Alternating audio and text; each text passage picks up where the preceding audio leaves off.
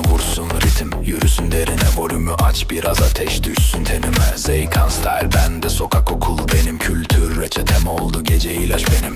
Gülüşüm ve hipalar, şehir parlar sahneye, dertleri kapı dışı girme bugün haneye. Baslar konusunda kalbim tamam desin, bir kez uyan zaten hep yeniden dersin. Negatifi at çöpe, ışığı yak hemen, karanlıkla işim yok, burası yeni düzen. Dön dön yüksel düşme, tutur ritme, sanki ilk kez gibi, yine de dinle.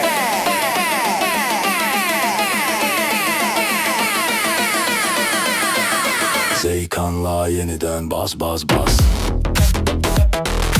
Zeykan'la yeniden dans dans dans. Yeniden gel yan yana.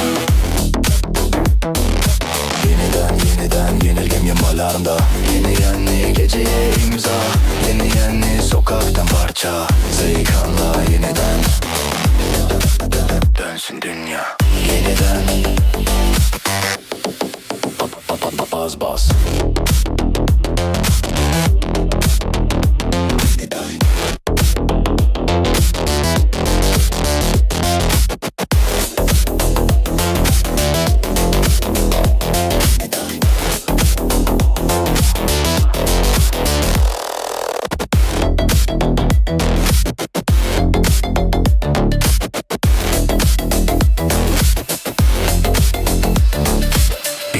Değil, bin kez, din kez, din kez, din kez, din kez, din kez, din kez.